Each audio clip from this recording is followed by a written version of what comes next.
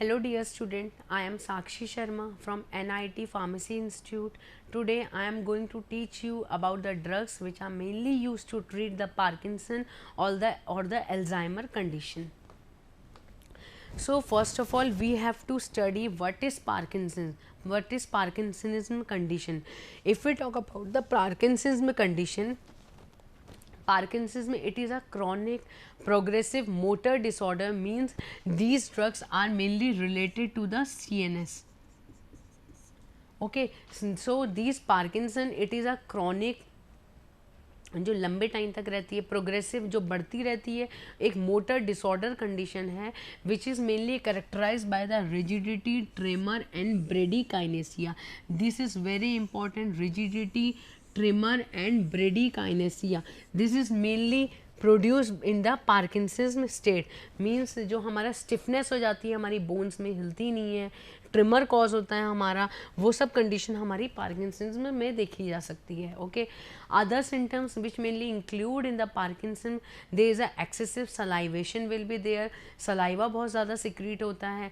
There is a abnormalities of the posture abnormalities seen can be seen in these patient. Okay, seborrhoea, there is excessive sweating रहती है, mood changes will be there. Okay, these Parkinson, they mainly described by the scientist James Parkinson. Means James Parkinson ने हमें इस Parkinson disease के बारे में introduce कराया था इन 1817 में, and is therefore named by him. इसीलिए इनके नाम से ही हमारी ये डिजीज़ को बोला जाता है. Okay, this Parkinson, it is mainly usually idiopathic.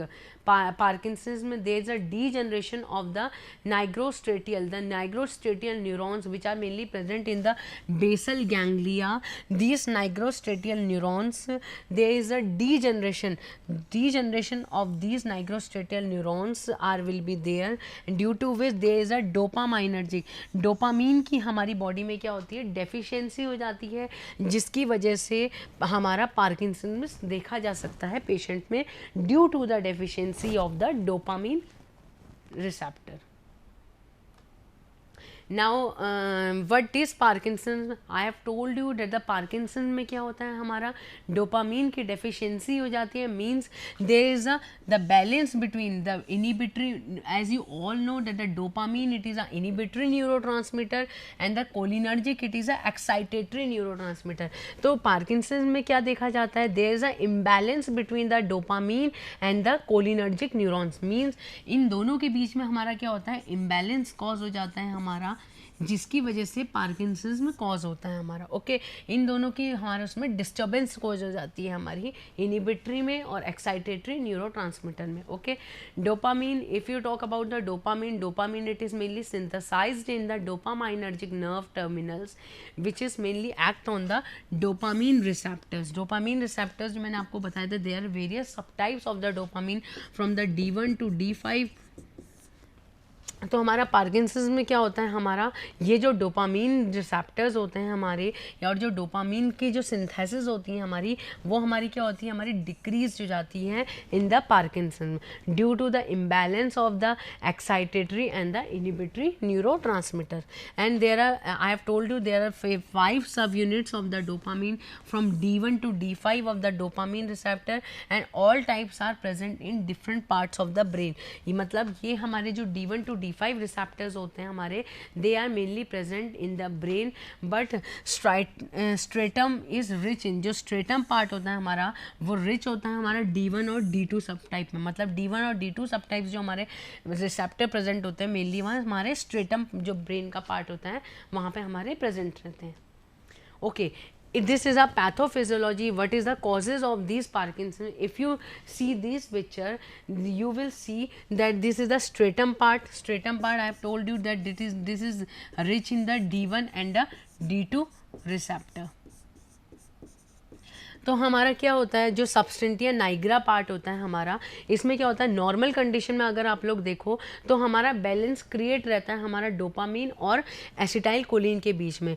लेकिन हमारा क्या होता है, जब हमारी पार्किंसन कंडीशन होती है, ये नॉर्मल कंडीशन हमारी, this is a normal striatum condition in which there is a proper balance between the excitatory and the inhibitory neurotransmitter. But जब हमारा पार्किंसन की कंडीशन आती है, उस कंडीशन में क्या होता है, हमारा जो सबस्टेंटिया नाइग्रा पार्ट होता है, जो मेनली अफेक्टेड पार्ट होता है, इसमें क्या होता है, there is loss of the dopamine receptor.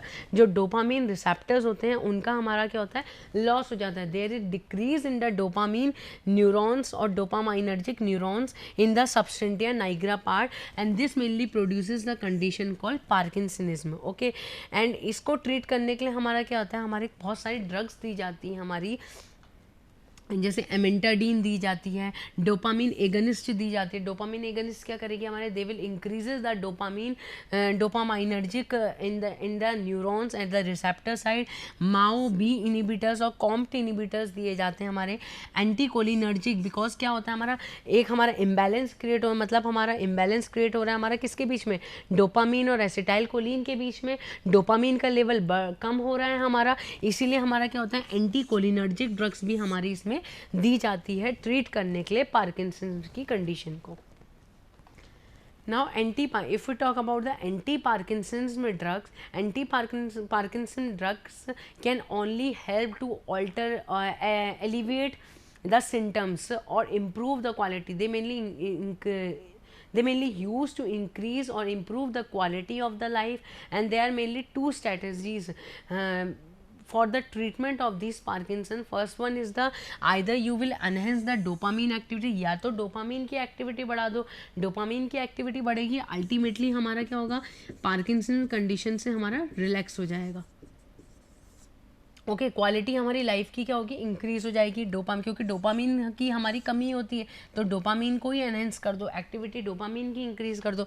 Second one is the depress the cholinergic. जो कोलिनर्जिक मतलब एसिटाइल कोलिन की जो ओवर एक्टिविटी है उसको या तो डिक्रीज कर दो, या तो डोपामीन को इंक्रीज कर दो, या एसिटाइल कोलिन की जो ओवर एक्टिविटी है उसको डिक्रीज कर दो.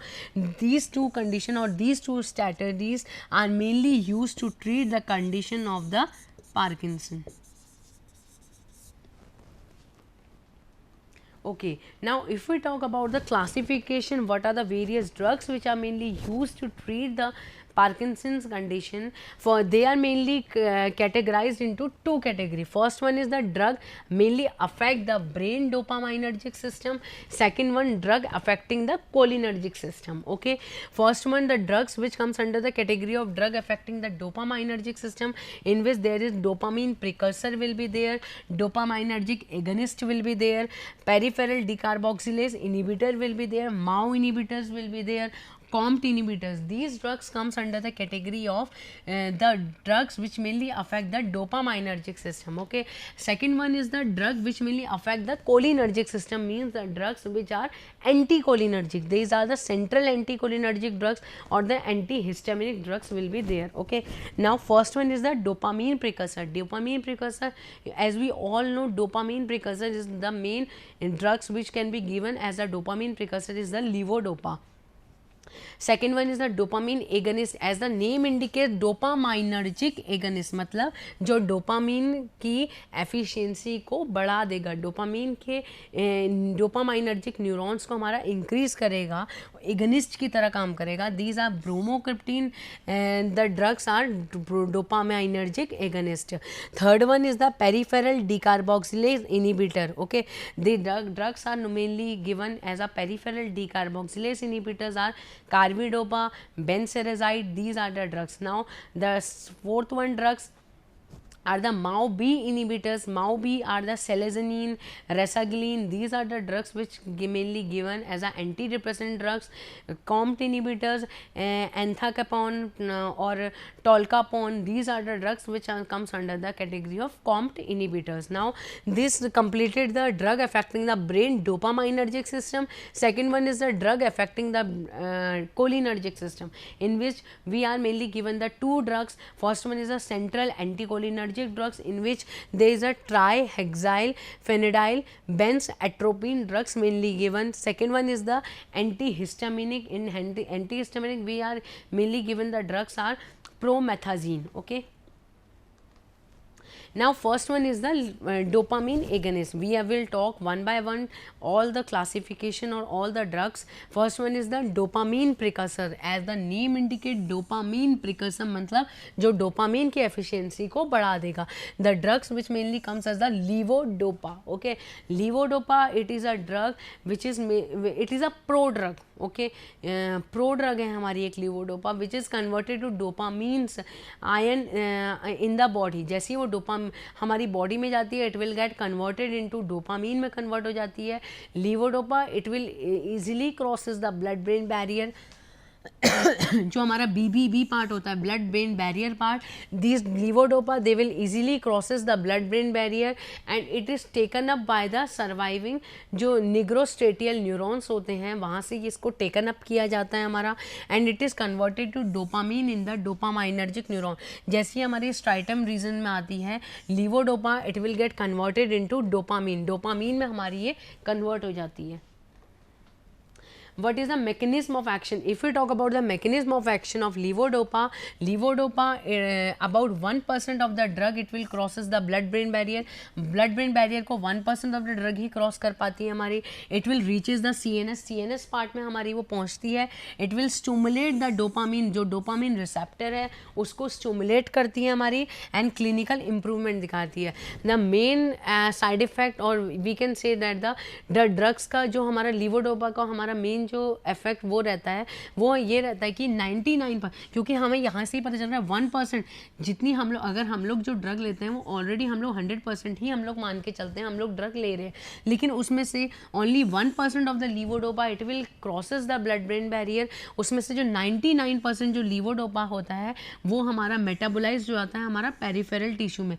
जो पेरिफेरल टिश्यू होते हैं हमारे डोपामीन के, वहीं पे ही हमारा क्या होता है 99% मेटाबोलाइज हो जाता है और 1% ही हमारा इफेक्टिव रहता है. ये हमारा मेन एडवर्स इफेक्ट रहता है हमारा लीवोडोपा का. If we talk about the pharmacokinetic of these levodopa, the absorption rate, they are readily absorbed orally by active transport, by the presence of food, and they administered on the empty stomach.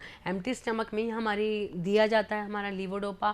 Bioavailability, अगर हम लोग बोलें bioavailability affected by amino acid. If the amino acid, if we are taking the food and amino acid अगर हमारा food में present है, amino acid present in the food, they will compete for the same carrier for the absorption. Okay, so these drugs should be given 30, इसलिए हमारा 30 to 60 minutes prior of taking the meal these drugs are given. Okay, distribution जो होता है levodopa it will crosses the blood brain barrier. Blood brain barrier को easily cross कर जाती है. CNS disturbance. Plasma T half जो होता है हमारा 1 to 2 आवर्स का हमारा प्लाज्मा टी हाफ रहता है इस ड्रग का.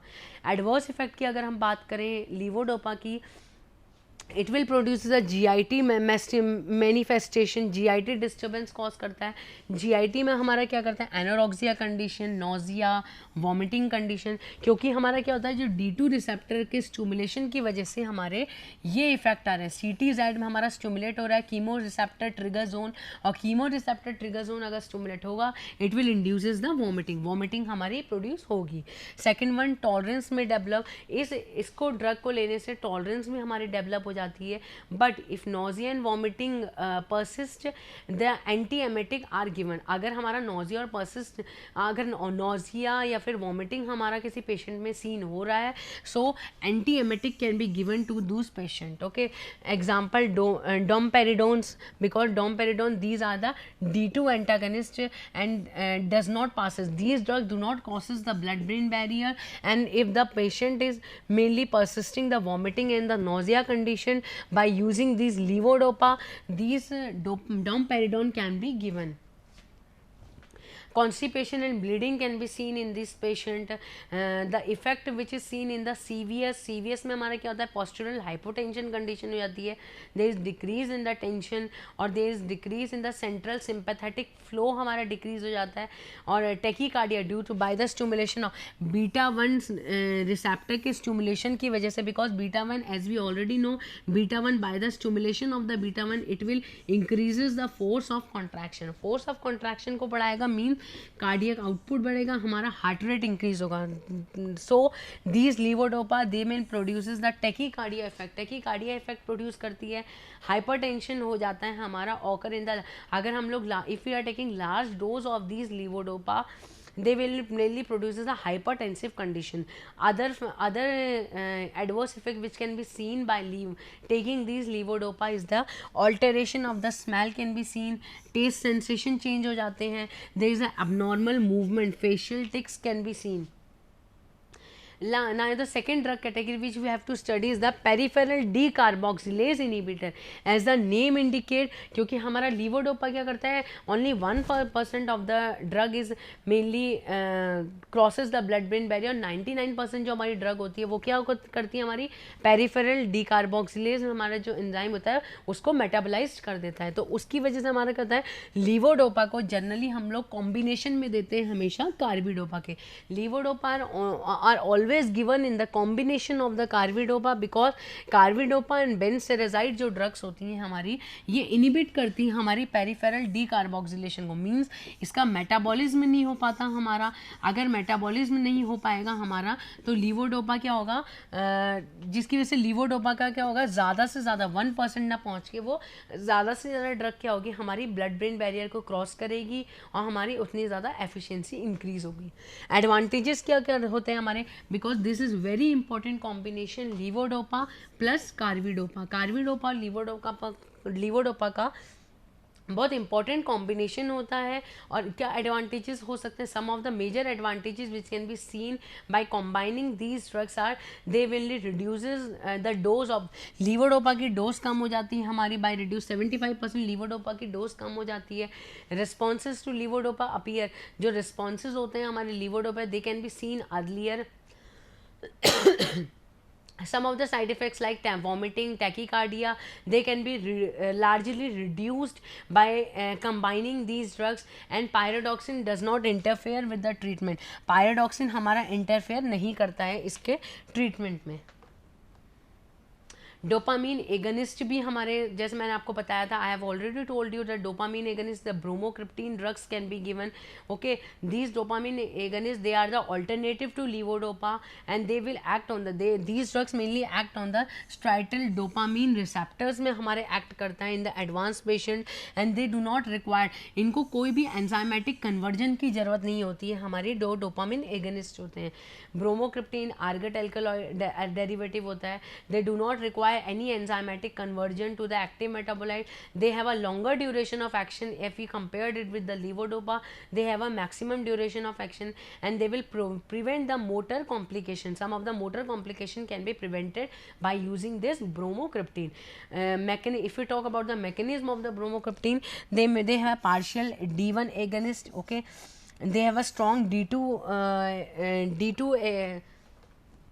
they have a strong D2 agonist also. Okay, now uses, these drugs are mainly used to treat the Parkinson's condition. They can be used alone, they can be used adjuvant with the levodopa. They serve to improve the control wearing of dose और on a fluctuation जो होती है हमारे उसको कम कर देती है हमारी ये ड्रग, इम्प्रूव करती है हमारी bromocriptine.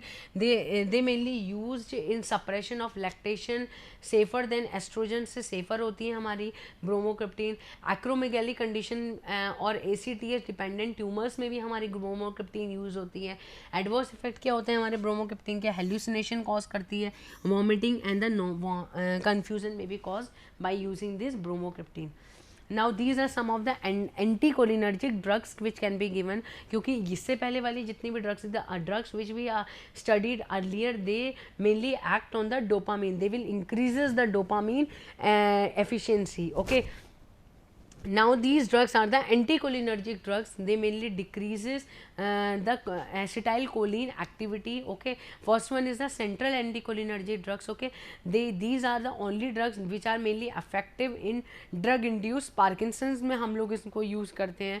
Okay, anti-muscarinic agent, they will improve the tremor and the rigidity, but they have a little effect. ब्रेडिकाइनेसिया के लिए हमारा इनका लिटिल इफेक्ट होता है, लेकिन ये हमारा ट्रिमर और रिजिडिटी को इम्प्रूव करते हैं. हमारे यूजेस क्या हैं, what are the way uses, What are the uses of anticholinergic drug? They have a laterogenic Parkinson's, anti-dopaminergic drug induced. Okay, they mainly used to treat the mild to moderate symptoms of the Parkinson's. What are the advantages of these drugs? Main action they have a central और सो minimal peripheral action होता है, cheaper होती है हमारी ये drug. Adverse effect can be scene like dry mouth, constipation और drowsiness. Dopamine रिलीजर्स होते हैं कुछ हमारे, एमेंटाडीन जैसे ड्रग होगी. दे एमेंटाडीन हमारी मोस्ट एंटीवायरल एजेंट्स भी होती है हमारी. They as a effective against influenza A2 virus के इफेक्टिव बहुत काम करती है हमारी. मैकेनिज्म एक्शन क्या होता है इसका हमारा? इट एक्ट प्री साइनेप्टिकली और पोस्ट साइनेप्टिकली हमारा ये क्या करती है? एक्ट करती है drug. They will increases the release of stored, जो भी स्टोर्ड कैटाकोलामीन होते हैं उनको हमारा क्या करती है? इंक्रीज कर देती है उनके रिलीज को फ्रॉम इंटैक्ट डोपामाइनर्जिक टर्मिनल से. And they will inhibit the catecholamine reuptake, catecholamine के रीअपटेक को भी इनिबिट कर देती है process at the pre synaptic terminals में हमारा.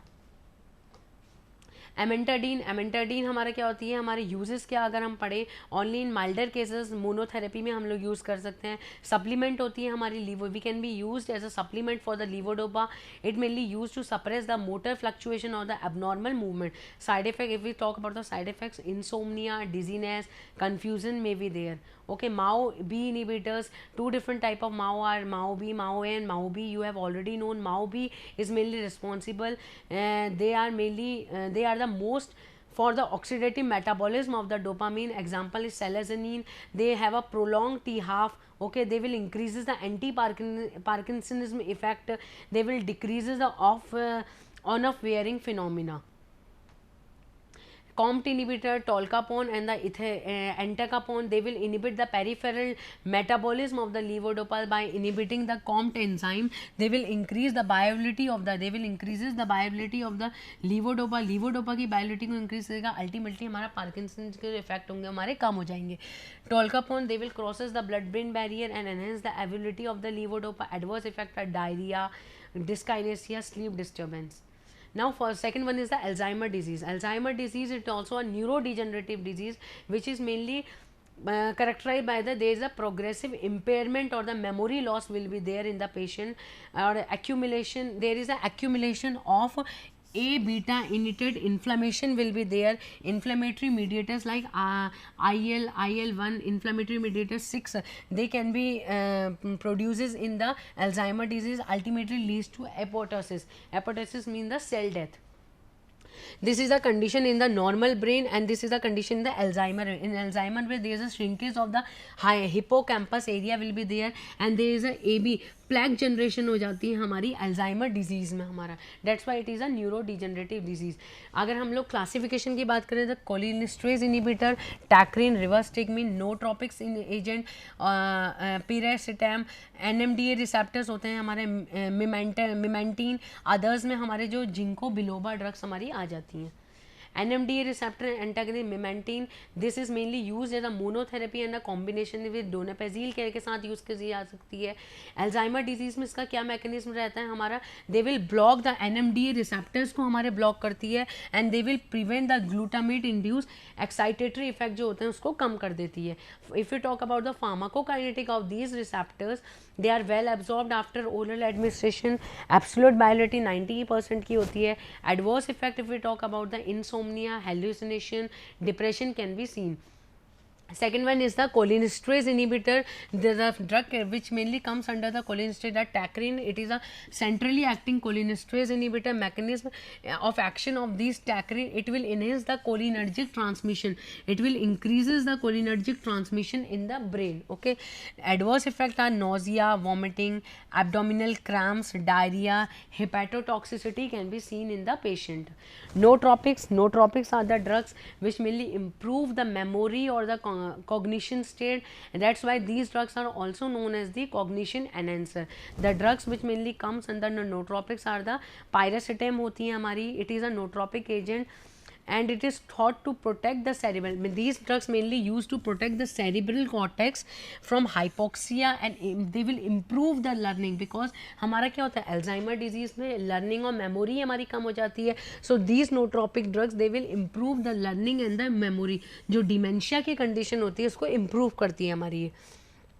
इन higher doses it will inhibit, अगर हम लोग हायर डोजेज हमारे नोट्रोपिक्स के देते हैं, it will inhibit the platelet aggregation. Adverse effect like insomnia, weight gain, nervousness or depression can be seen by using these nootropics. Okay, thank you so much.